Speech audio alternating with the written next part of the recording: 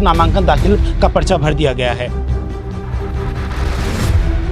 शिक्षा पढ़ने बच्चे यहाँ पे नेतागिरी करने थोड़ी आए हैं, ठीक है, यहाँ पे पढ़ने ही आए हैं सारे बच्चे। तो शिक्षा तो प्रमुख मुद्दा है, एबीवीपी भी हो या एनएसयूआई भी हो, कोई भी हो। मैं उन सबसे भी अपील करूंगी कि भाई एक फ्रेंडली कंपटीशन होना चाहिए, तभी यूनिवर्सिटी को एक बेटर लीडर मिलता है।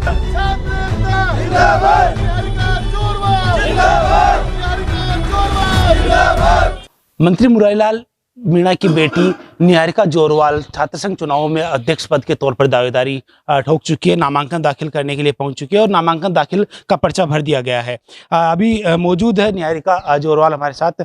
निहारिका, निर्दलीय तौर पर अब उम्मीदवार के तौर पर नामांकन दाखिल किया है, किस तरह की पूरी रणनीति रहेगी छात्र संघ चुनाव में आपकी?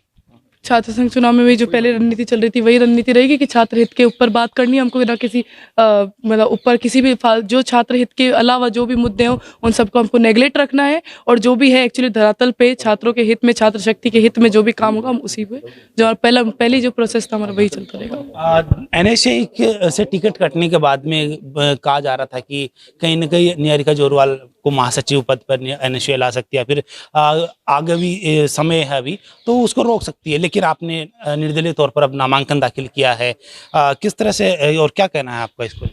देखिए, हाँ, बातें अफवाह उड़ने को तो देखो बहुत उड़ती हैं, वो बात नहीं है। और रही बात उसकी, तो मैं अकेली कोई नहीं होती हूँ। मेरा फैसला मेरे खुद इस छात्र राजनीति में फैसला लेने के लिए जो मेरे साथ के भाई बहन है ना, सारे सहपाठी जो साथ में हैं, और जो इतनी अच्छी लोकेंद्र भैया जैसे मेरे पास इतनी मजबूत छात्र शक्ति है, ये लोग जो फैसला लेते हैं मेरा देखो वही सर्वश्रेष्ठ होता है।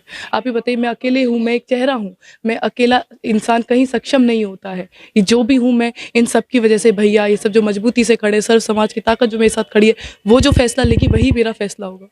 पहली बार देखने को मिल रहा है कि दो छात्राएं अध्यक्ष पद के लिए दावेदारी कर रही है, एक तो एनएसयूआई की जो प्रत्याशी रितु बराला और एक आप। किस तरह से देखते हो और अपने आप को किस तरह से मजबूती के साथ में चुनावी मैदान में साबित करने के लिए तैयार हो?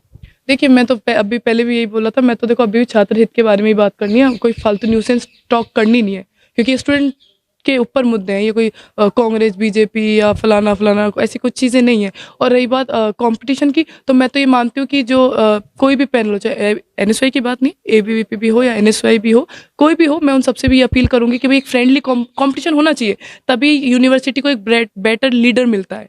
पर हो कि ये कंपटीशन जो एक फ्रेंडली बेस पे हो, इसको पर्सनल रंजिश के तौर पे या पर्सनल तौर पे नहीं ले, कि यह ना होना चाहिए कि भाई चुनाव हार जीत चलती रहती है, तो चुनाव जीतता एक ही इंसान है, बड़ी बात नहीं है, टिकट भी एक इंसान को मिलता है, फिर वो अपने खुद का सक्षम के ऊपर फैसला होता है। पर मैं बोल रही हूँ 26 तारीख के मतदान के बाद वो जो व्यवहार है, उठ बैठ है, वो 27 तक वो सब नॉर्मल हो जाना चाहिए। ऐसा नहीं कि आपकी किसी छात्र राजनीति की वजह से आपका मतभेद हो गए हों या फिर दरारें पड़ गई, ऐसा नहीं होना चाहिए। निहारिका, आप कह रहे हो कि छात्र स्टूडेंट के हितों के लिए और उनके तौर पर ही हम चुनाव लड़ रहे हो, किस तरह के प्रमुख मुद्दों को लेकर आप स्टूडेंट के सामने जाओगे और वोट की अपील करोगे?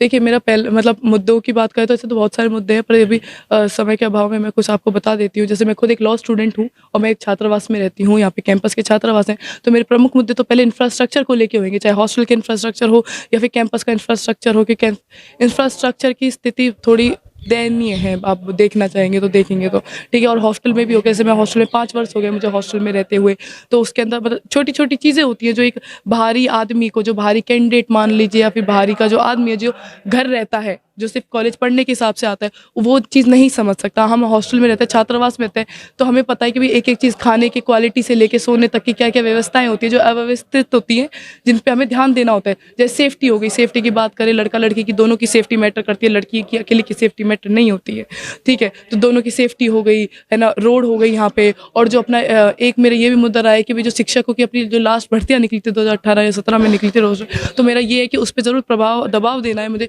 और भैया ने ही मुझे ये सुझाव दिया था, लोकेंद्र भैया ने ही, कि अपन को ये मुद्दा जो शिक्षकों की भर्ती का है उसको आगे एकदम दमखम से लड़ना है, कि इसके बारे में हम मुद्दा रखें कि भाई और भर्तियां निकाली जाए।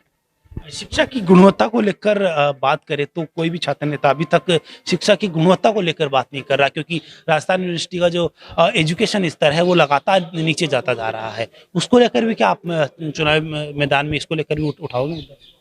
देखिए, वो तो मुद्दा है ही, शिक्षा पढ़ने बच्चे यहाँ पे नेतागिरी करने थोड़ी आए हैं, ठीक है, यहाँ पे पढ़ने ही आए हैं सारे बच्चे। तो शिक्षा तो प्रमुख मुद्दा है। जैसे मैंने बताया, जैसे मैं बता लॉ स्टूडेंट हूँ, हमारा एसएफएस है, जैसे मैं आपको बताया लॉ का इवनिंग हो गया, 5 ईयर हो गया, ये एसएफएस कोर्सेज है। ज़्यादातर बच्चे ग्रामीण प्रवेश से आते हैं, ग्रामीण प्रवेश के बच्चे होते हैं जो गवर्नमेंट कॉलेज में पढ़ते हैं, जो 80-90% ला के यहाँ पे एडमिशन लेते हैं।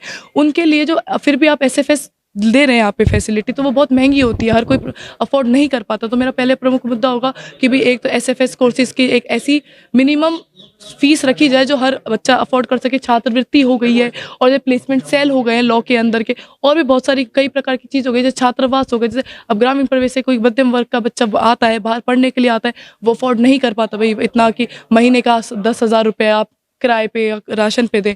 तो मेरे ये कि हॉस्टल में भी ऐसी एक व्यवस्था हो रखी जाए जिसमें ज़्यादा से ज़्यादा बच्चों का छात्रावास में एडमिशन हो, ताकि उनको भी एक मनोबल बढ़े, एक सपोर्ट मिले, और एक परिवार की तरह यहाँ पे यूनिटी में विश्वविद्यालय को बनाए रखें। बिल्कुल।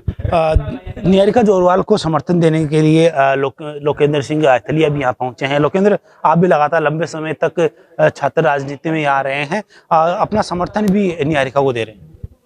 जी, मैं आपको बता दूं, मैं लगातार पिछले कई वर्षों से राजस्थान विश्वविद्यालय की छात्र शक्ति के लिए अलग अलग मुद्दों पे लगातार मैंने संघर्ष किया है। विद्यार्थी परिषद के अंदर मैंने इकाई उपाध्यक्ष, इकाई सचिव, अन्य दायित्वों पर रहते हुए कई वर्षों तक काम किया। लेकिन कल भी मेरी बहन निहारिका जोरवाल ने बताया कि संगठनों में कार्यकर्ताओं का शोषण होता है, और जब बात टिकट की आती है, बात समय पर आती है, तब ये लोग जाति की बात करने जाते हैं। छात्र राजनीति के अंदर जाति की कोई जगह नहीं है। छात्र की एक ही जाति होती है, छात्र। तो मैं यही कहूँगा कि सभी छात्रों को शिक्षा की बात करनी चाहिए, मुद्दों की बात करनी चाहिए, शिक्षा का स्तर सुधारे कैसे उस पर बात करनी चाहिए, और सारे जो उनको निःशुल्क शिक्षा मिले, उनकी फीस कम हो, उनके सारी फैसिलिटीज मिले, इन पे बात होनी चाहिए। और अपना समर्थन पुरजोर तरीके से अब देखिए, मैं पूरी ताकत, पूरी तन मन और पूरी मजबूती के साथ बहन निहारिका के साथ हूँ। बहन निहारिका से मेरी हमेशा बातचीत होती रहती थी। हमने मुद्दों की लड़ाई लड़ी है। राजस्थान में जातिवाद एक जहर की तरह फैल रहा है। हमारा उद्देश्य है कि पूरे प्रदेश के अंदर हम जातिवाद को खत्म करें, और बहन निहारिका मंत्री की बेटी के तौर पे उसको बहन निहारिका को नहीं देखा जाना चाहिए। कोई भी व्यक्ति किसी जाति, धर्म या किसी घर में पैदा होता है, अमीर, गरीब या दलित, पीड़ित या किसी भी वर्ग के अंदर कोई भी व्यक्ति जन्म लेता है, उसको जाति या उसके बैकग्राउंड के हिसाब से उसको नहीं देखा जाना चाहिए। निहारिका जोरवाल राजस्थान विश्वविद्यालय एक छात्र है, जो राजस्थान विश्वविद्यालय की छात्र शक्ति के लिए कुछ ना कुछ करना चाहती है, और निहारिका जोरवाल को मैंने मुद्दों पे समर्थन दिया है। हम पूरी ताकत के साथ बहन निहारिका को जिताएंगे और मुद्दों की बात करेंगे। हमारे छात्र शिक्षा निःशुल्क हमारा प्रमुख मुद्दा है। उसके अलावा प्रवेश परीक्षा और परिणाम के हम काम करेंगे। तो ये थे लोकेंद्र सिंह रायथलिया और निहारिका जोरवाल, जिनका कहना है कि मुद्दों के आधार पर और स्टूडेंट्स के हितों को लेकर अब चुनावी मैदान में उतरेंगे। अगर आपको ये वीडियो पसंद आई हो तो हमारे चैनल को लाइक, शेयर एंड सब्सक्राइब करें, और बेल आइकन दबाना ना भूलें, ताकि आपको लेटेस्ट अपडेट मिलती रहे।